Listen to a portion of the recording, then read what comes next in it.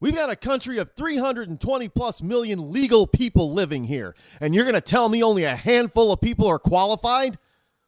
There's only one? Every single one of those Republican candidates, even the ones that have gotten out of the race thus far, would be a far better choice than any of the Democratic candidates that are currently running or thinking about running. That includes Joe Biden and Elizabeth Warren. How would you like to have one of them as president?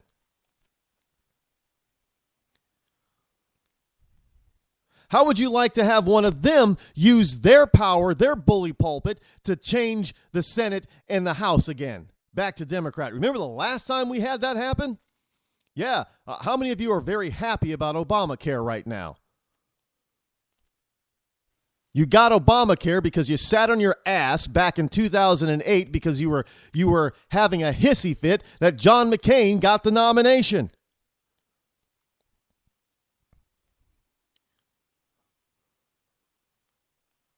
I didn't like McCain either.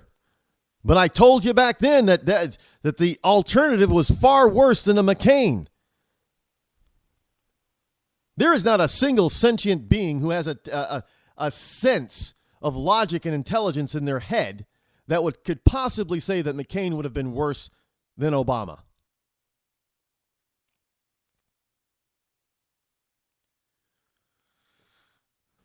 Now, what I'm telling you is that you can believe it or not believe it.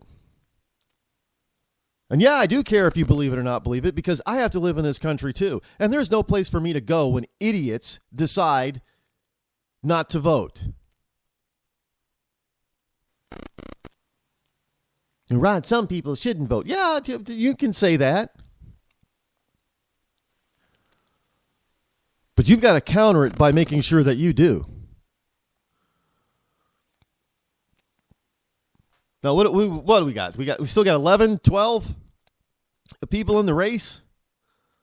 Well, obviously, that only one person can win, so that means there's going to be another 10 or 11 candidates that aren't going to win. Odds are your first choice is not going to win.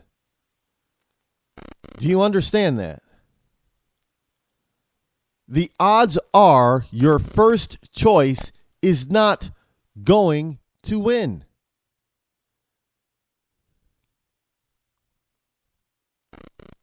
So you better buck up your feelings right now, because they're going to start dropping like flies in the next month or two.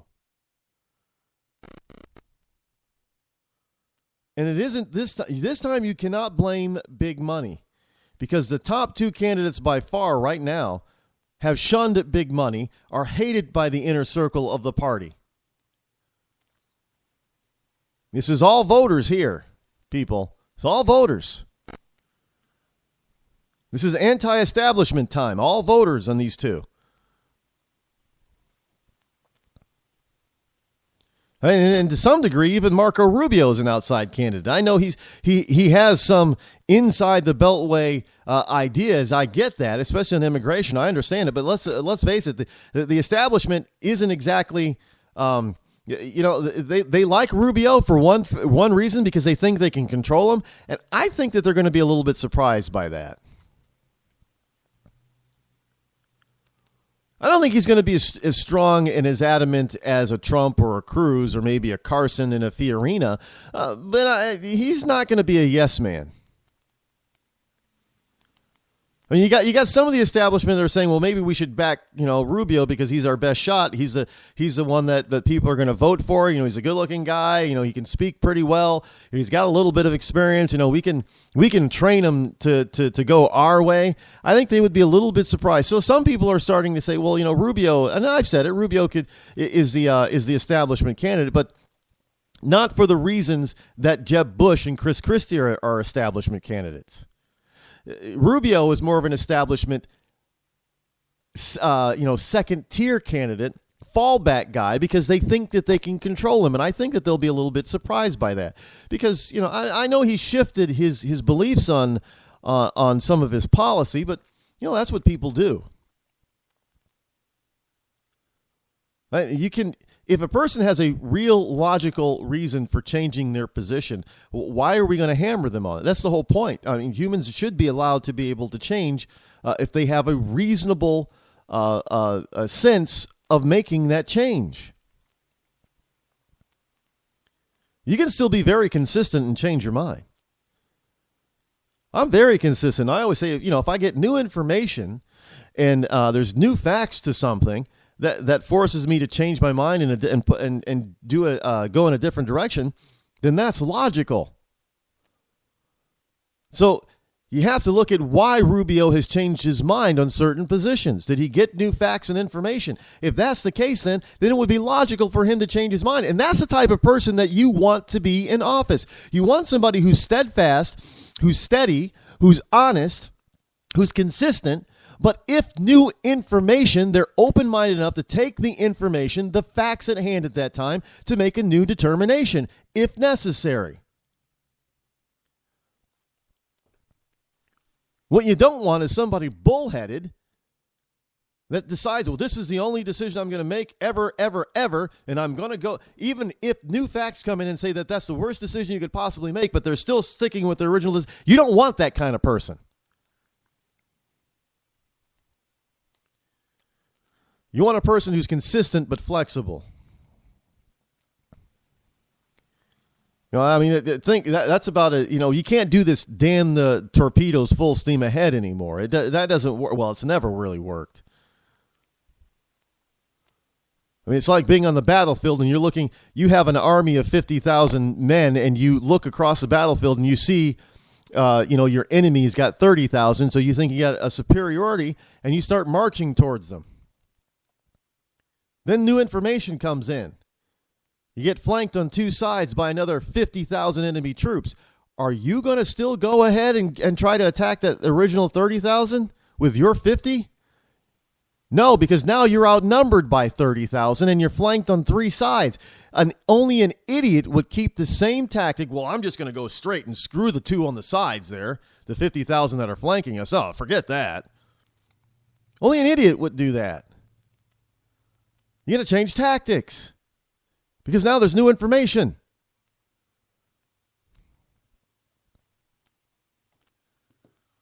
Well, it's the same thing with anything else. That includes, now I'm not defending or protecting Rubio, but you've got to ask, if he changes his mind on something, why did he change his mind? And I know some people are so skeptical and so twisted and so jaded. Oh, he would just do anything he'd change anyway to get elected.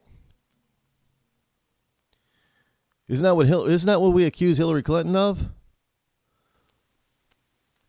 So you would stay home and not vote if Marco Rubio was the nominee because he changed his mind on a couple of issues. And you think he would do that only to get a vote. Yet you would allow the one person who we know sticks her finger up in the wind to see which way the current trends are blowing. You will let that person get elected instead.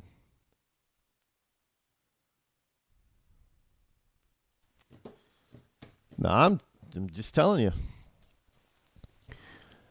People think, well, this country is going to hell in a handbasket. It's going to hell in a handbasket because of voters like you who act like 2-year-olds. You know who you are out there. If you sat out 2008 and or 2012 because your candidate did not get the nod, you're acting like a 2-year-old, and you're part of the reason why this country's in such a mess. I'm just telling you.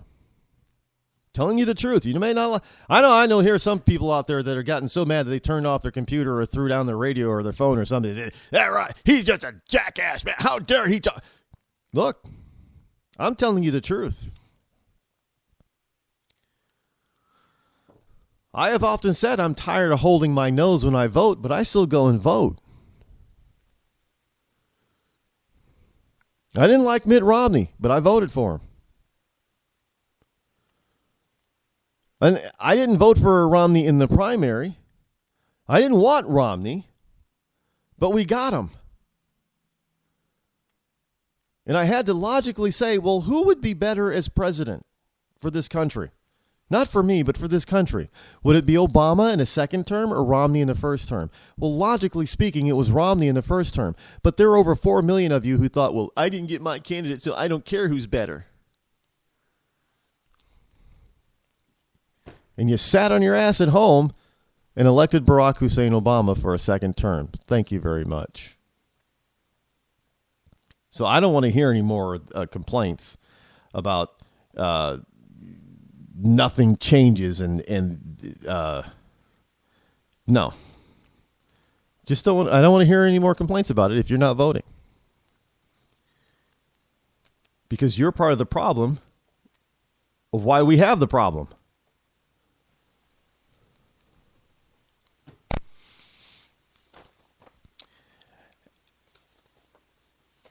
Here's a quick message from this segment's sponsor. Speaking of Barack Obama and him being elected the first time, you know, he brought into being something called the Affordable Care Act, a.k.a. Obamacare, a.k.a. Romney Care, a.k.a. Hillary Care. There are a lot of people who've forgotten that. I haven't forgotten. But people who signed up for the Affordable Care Act are you're probably paying $500 or more a month for a deductible that's in the tens of thousands. You hear this stuff all the time. Yeah, my premiums have doubled. You know, some people's premiums have gone from like $700 a month, $600 or $700 a month, to $2,000 a month or more. And their deductibles have jumped as well. They've gone, well, yes, I used to have a $5,000 deductible. Now they're I'm hearing that they're having a $10,000, $15,000, even $20,000 deductible. So they're paying more on both ends and getting less in return because of Obamacare.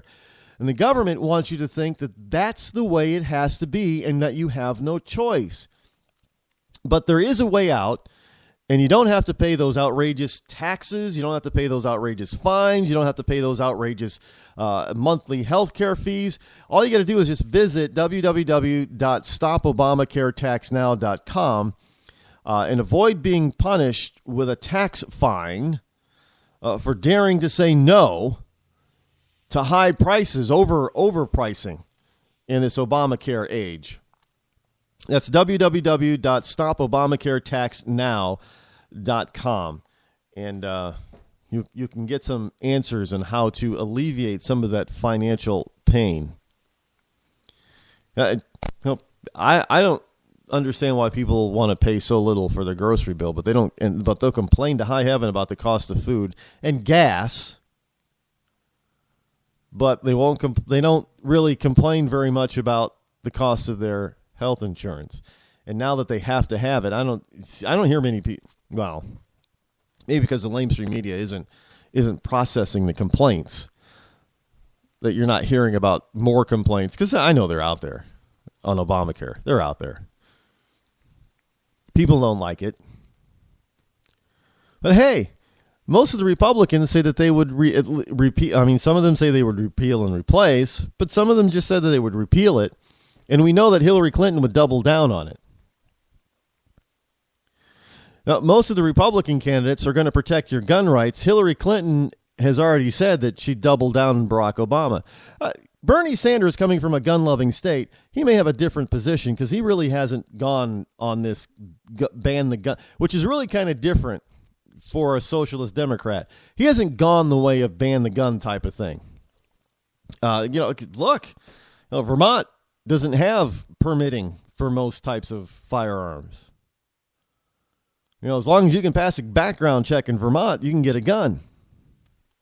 There's no licensing to carry or what have you. You don't need it. That's Vermont's kind of like the Old West in the Northeast. If you're going down rural Vermont, you would not be surprised to see the old picture. 30s and 40s, 50s, going down rural areas, and you see a guy driving a pickup truck, and in that back window of the pickup truck is a rifle or a shotgun. Hey, you'll still see that in Vermont today. That's legal, by the way.